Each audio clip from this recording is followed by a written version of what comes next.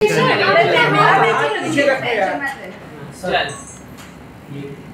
Start. Okay sir, सबसे पहले तो ये जानना चाहिए राखी काफी टाइम से एब्सकॉन्ड है और फाइनली बेल रिजेक्ट हो गई उनकी, क्या कहना चाहोगे आप तीनों? सबसे पहले तो मैं बहुत ज़्यादा खुश हूँ। Thanks to people, thanks to Falcon legal, thanks सेव भाई, सब लोग की बहुत सारी मेहनत लगी इस चीज़ करने में जो ना होने बिल्कुल नहीं होने वाली थी। बहुत सारे संविधान में ऐसी ऐसी चीज़ें हैं जो एक झूठा केस बना के मुझे 3 घंटे में अरेस्ट करके 6 महीने की सज़ा जो करवाई थी, वो आज जाके 3 महीने लगे 67A का केस FIR रजिस्टर करवाने में अम्बोली पुलिस स्टेशन में। फाइनली उन लोगों ने इतने सारी क्वेरीज दी थी हम लोगों को कि इंस्टाग्राम के लिंक लाओ, चीज़ें ला के दो, हमने हर चीज़ का जवाब दिया उन लोगों को। फिर जाके FIR हुई, जैसे FIR हुई राखी वाज अब्सकॉन्ड, दुबई जाके रहने लगी।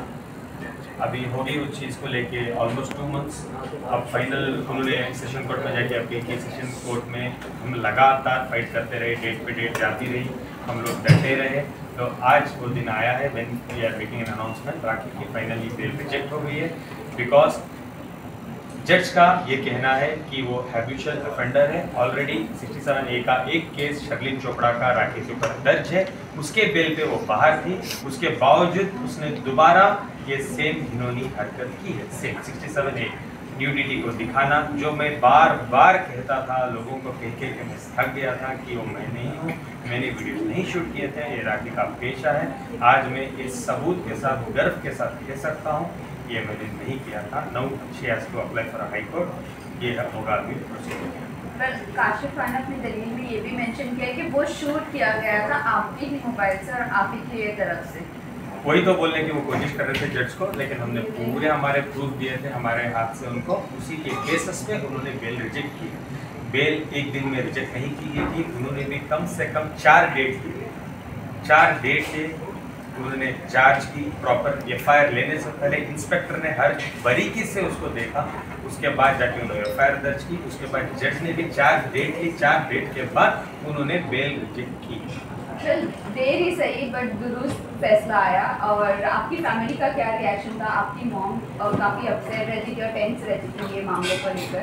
देखिए राखी के ऊपर सेवरल केसेस हमने किए, सेवरल केसेस। ये तो एक मैं कहूँगा अगर पूरे केसेस की बात करोगे तो बहुत छोटे केस में हमें जीत मिली है, अभी बहुत कुछ आना बाकी है।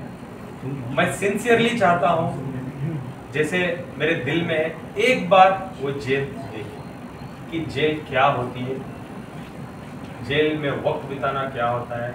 अब कुछ भी ना करके जेल जाके जो आप फील करते हो उसको पता होना चाहिए। उसका इतना गिल्ट भी नहीं होगा, एक्चुअली उसने बहुत कुछ किया है और जो मैंने सफ़र किया है, जो मेरी फैमिली ने सफ़र किया है। हाँ, आज मेरी फैमिली थोड़ी रिलैक्स्ड है चीज़ों को लेके कि एटलीस्ट स्टेप बाय स्टेप चीज़ें हो रही है।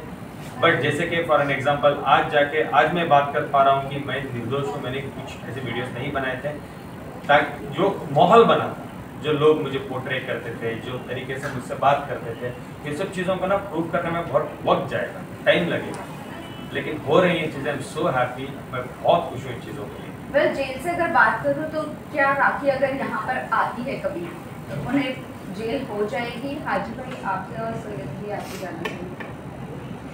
देखिए क्या है ना, जब सेशंस कोर्ट ने उनके बिल रिजेक्ट किया था तो उनको 11 तारीख तक की प्रोटेक्शन दी थी जो कि कल थी।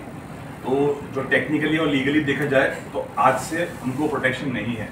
तो मुंबई पुलिस चाहे तो उनको अरेस्ट कर सकती है, आज ही अरेस्ट कर सकती है, यहाँ जब भी जहाँ भी देखे उनको अरेस्ट कर सकती है। तो जो जैसा आपका कहना है कि वो अरेस्ट होंगी या नहीं होंगी, तो बेशक आज से उनका प्रोटेक्शन खत्म है। जब तक वो हाईकोर्ट मूव करते हैं, पिटीशन डालते हैं, फिर हाईकोर्ट उनको ऑर्डर देता है कि ठीक है अब इनको इंटरिम दीजिए या नहीं दीजिए, तब तक तो राखी फुल तरह से अरेस्ट हो सकती है। आज मैंने हमारे आईओ से बात की बहुत देर तक। आईओ का कहना ये था, जब मैंने उनको कहा सर वो आती है तो अरेस्ट कर लो, उन्होंने बिल्कुल अरेस्ट करेंगे और तुम टेंशन मत लो, जो प्रूफ आप लोगों ने दी है हाई कोर्ट में भी उसको बेल बिल्कुल नहीं मिलेगी, तुम रिलैक्स रहो।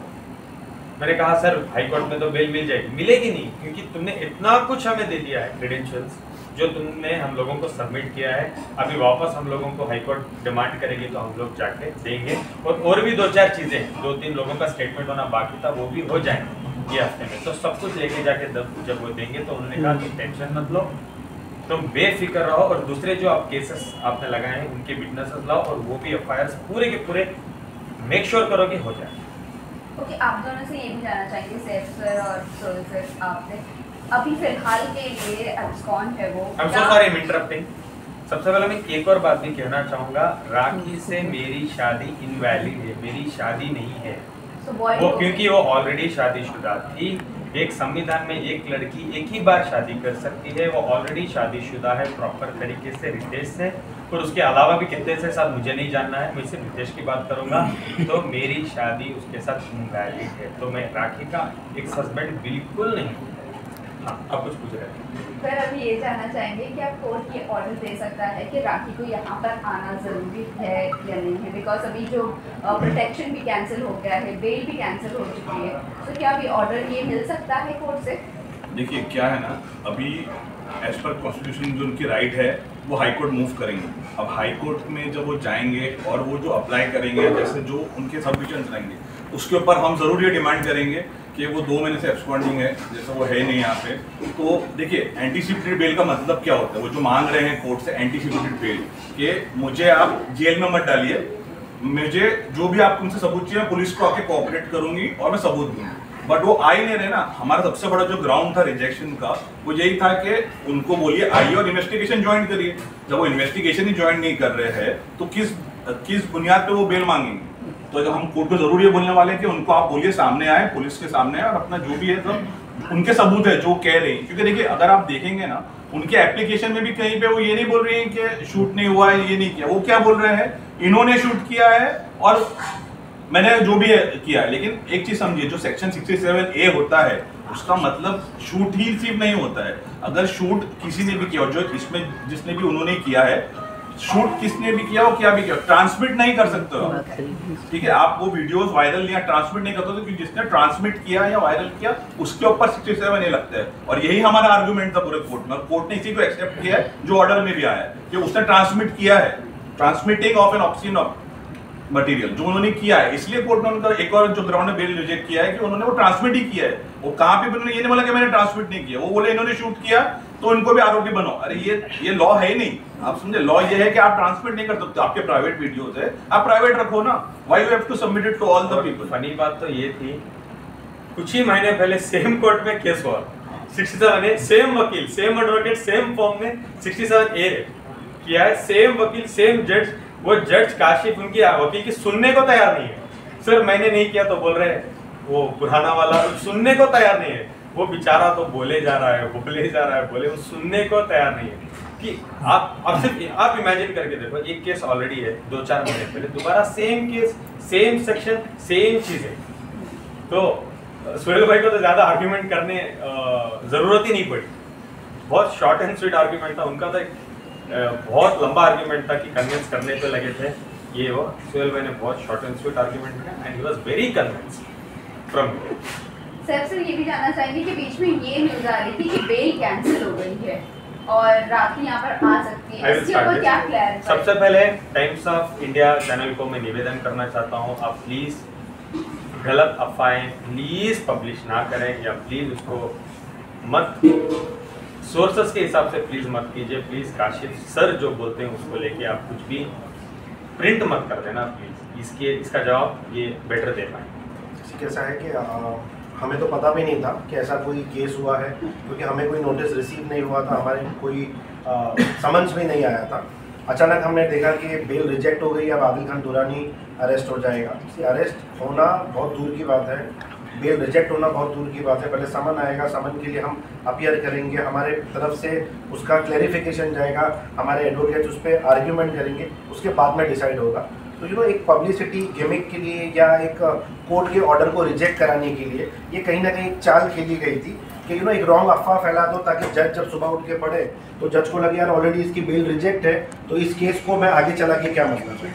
मतलब जज साहब बहुत इंटेलिजेंट है, उन्होंने भी पता किया होगा कि ऐसा कोई केस अभी तक चालू ही नहीं हुआ है। हाँ, उन्होंने अप्लाई किया तो अप्लाई करने का अधिकार सबका है। अगर आपने डाल दिया कि बेल रिजेक्ट हो जाए, किस चीज़ पे रिजेक्ट हो जाए, ऐसा कौन सा क्राइम किया आदिल ने जिसके ऊपर उसकी बेल रिजेक्ट हो जाए? तो बिल्कुल भी नहीं, ये एक रॉन्ग इन्फॉर्मेशन है। उल्टा तो मुझे गालियाँ लिखती है, उल्टा मुझे बोलती है, मुझे सुनाती है चीजें। ऐसी कोई बिल रिजेक्ट नहीं हुई है, हमारे पास कोई समन कोर्ट की तरफ से नहीं आया है। जब भी आएगा हम उसका पूरी तरह से जवाब देंगे और इसको काफ़ी साल निकल जाएंगे, क्योंकि आदिल दुरानी ने ऐसा कोई भी क्राइम नहीं किया है जिसकी वजह से उनकी बेल रिजेक्ट की जाए। बट अब्यूज बोर्ड से ये जानना चाहूँगी कि आपसे वो पहले भी कांटेक्ट में थी जब आप लोगों का केस शुरू हुआ था, क्या अभी भी ये बेल रिजेक्ट के बाद आपको कुछ मैसेज आए या नहीं आए? तकरीबन वक्त था 5-5:30 बजे, जब मुझे पता चला कि बेल का ऑर्डर आ गया है, इट्स बीन रिजेक्टेड। 7 बजे मुझे 4 वॉइस नोट आए, जो 4 वॉइस नोट सुन के मैं सबसे पहले डिस्टर्ब हो गया। 10-15 मिनट के लिए मैंने साहिब भाई को भेजा। साहिब भाई ने बोला बिल्कुल मत, इतने अब्यूजिव वर्ड्स में उसने बोला ये वो। मुझे पता था, जाहिर सी बात है, जब आज it's a pay back time for Rakhi has to pay back in a lot more ways. अभी तो मेरी चीज़ें स्टार्ट प्रॉपर तरीके से की हुई है और 3 more things are yet to come. Mysore thing is yet to come, Coorg thing is yet to come, Mumbai one more thing is yet to come, which is in pipeline. अब तक में वो चीज़ें आने वाली हैं। I don't know how she has to react, but she has done a lot of things. She has to face it now. और she cannot play with any innocent. किसी की फैमिली के साथ वो खिलवाड़ नहीं कर सकती। सोसाइटी में हर एक इंसान की इमेज होती है और एक इंसानियत के नाते वो किसी के साथ गलत नहीं कर सकती। गलत इंसान को सज़ा बिल्कुल मिलनी चाहिए। यू कैनॉट यूज़ द संविधान आपके तरीके से। औरत हो तो आपको कोई संविधान को आपके तरीके से खिलवाड़ आप नहीं कर सकते संविधान। हमने स्टार्टिंग से यही बोला है कि हमको मीडिया ट्रायल कभी नहीं चाहिए, हमें लीगल ट्रायल चाहिए। लीगली अगर आदिल रॉन्ग है तो आदिल को सज़ा मिलना चाहिए, लीगली जो भी रॉन्ग है। इसलिए हमने जब 67A का भी हुआ, हमने 3 महीने तक मैं और सोहेल भाई 3 महीने तक कंटिन्यूस फॉलोअप करे, पुलिस को सारे सबूत दिए, सारे जो फॉरेंसिक की रिपोर्ट चाहिए थी वो सारी दिए। उसके बाद में रिपोर्ट किया गया FIR, तो उन्होंने बहुत प्रेशर डालने की कोशिश किया कि ये FIR नहीं हो, पर पुलिस ने बहुत कोऑपरेट किया। कोर्ट के अंदर भी उन्होंने बहुत कोर्ट को मिसगाइड करने की कोशिश करी, पर सोहेल जी का जो आर्ग्यूमेंट था वो आर्ग्यूमेंट में we just want to talk on points को लेकर। तो आने वाले वक्त में हमें ऐसा लगता है कि जितने भी एलिगेशन जो डाले गए हैं आदिल के ऊपर भी, उसको भी हम प्रूव करेंगे कि वो किस हिसाब से डाले गए थे। और आने वाले वक्त में आगे के जितने भी FIRs हैं, हम थैंक यू बोलना चाहते हैं मीडिया को कि आप लोगों ने हमेशा सपोर्ट किया। उस चीज़ को भी हम सामने लेकर आएंगे और कोशिश ये करेंगे कि उस चीज़ में भी आदिल को ही जीत कर मिले और जो सच्चाई है उसको सामने लाया जाए लोगों के सामने, मीडिया के जरिए। सर, ऐसा कहा जा रहा है कि हाई कोर्ट में ये बेल को मिल सकती है अगर वो हाई कोर्ट में अप्लाई करेगी, बिकॉज शी इज वुमेन, और वो मिल सकता है। इस पर आप क्या कहना चाहेंगे? देखिए, वो बेल मिल सकता है या नहीं मिल सकता है वो तो जज के ऊपर है, बट हमारी तरफ से जो एविडेंस है, हमारी तरफ से जैसा अभी इन्होंने कहा, हमने हर एक चीज़ को जो है पूरी तरह से कोर्ट के सामने पेश किया है और वो कोर्ट के ऑर्डर में भी है। कोर्ट ने पूरी चीज़ों को ऑर्डर में रिकॉर्ड किया है कि हमने क्या किया है। तो जब हाई कोर्ट भी जो होता है वो देखेगा चीज़ें। और जो सबसे बड़ी बात है कि इट्स अ हैबिचुअल ऑफेंडर, जो कोर्ट देखता है हमेशा। कोर्ट हमेशा आपको बेल देने से पहले पूछता है कि आपने ऐसा, ये पहली बार हुआ है तो ठीक है, लेकिन जब आप दूसरी बार तीसरी बार करते हो तो कोर्ट भी बहुत स्ट्रिक्ट आता है आपके ऊपर। वो ऐसा नहीं है कि आप गए हाई कोर्ट और कोर्ट ने आपको ऑर्डर दे दिया। It will be a matter of arguments and we will see कि जितना बेस्ट होगा we will give a best court in the high court also. जिस जहाँ से वीडियो अपलोड्स हुए फॉर एग्जांपल, तो वो तो मुंबई पुलिस के पास है ही नहीं है। ऐसी भी जानकारी आ रही है कि ये वीडियो अपलोड्स किए होंगे कि राखी दुबई में है, जैसे कि फ़ोन्स, लैपटॉप, वो तो उनके कस्टडी में नहीं है, तो कैसे प्रूफ होगा? तो यही तो चाहिए, जब राखी को अरेस्ट करेंगे तभी तो सब चीज़ आएगा।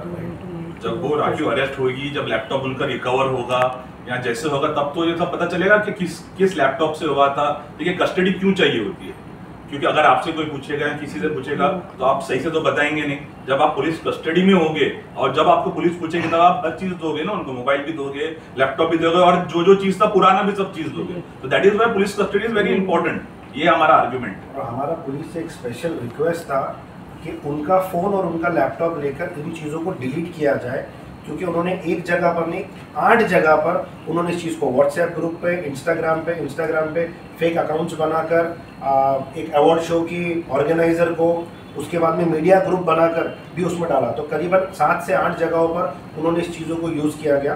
तो हमारा पुलिस से एक स्पेशल रिक्वेस्ट था और अभी भी है कि उनके मोबाइल को और लैपटॉप को लेकर पहले ये चीज़ों को डिलीट किया जाए ताकि फ्यूचर में ये मिसयूज़ ना हो।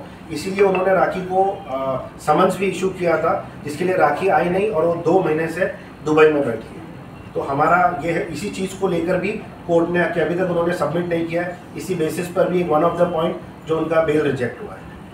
ऑल्सो ये भी जानना चाहिए, महसूस एक लेडी थी जो उनके साथ बहुत ज़्यादा नज़र आ रही थी और उन्होंने भी बहुत आपके साथ आपको बुरा भला कहा था उस वक्त, क्या उनके ऊपर भी कुछ एक्शन लिया गया है? नहीं, वो पता नहीं, वो यहाँ है, वो भी दुबई में है राखी के साथ, मुझे कोई उसकी नॉलेज नहीं है। I have no idea. उनके अगेंस्ट आपने कुछ फाइल किया था? कंप्लेंट डेफेमेशन किया था, शाहबाज और उनके ऊपर डेफेमेशन किया था, बट डेफेमेशन केस थोड़ा लगने में थोड़ा वक्त लगता है। वी आर बिहाइंड इट, इंशाल्लाह जब होगा तो बताएंगे। उनके साथ में जो शाहबाज थे वो भी एफआईआर के अंदर, वो भी आरोपी है, तो शाहबाज के ऊपर भी एफआईआर। उसके अलावा भी हमने किया है शाहबाज के ऊपर, तो उसको आने में थोड़ा टाइम लगेगा, इसमें तो है।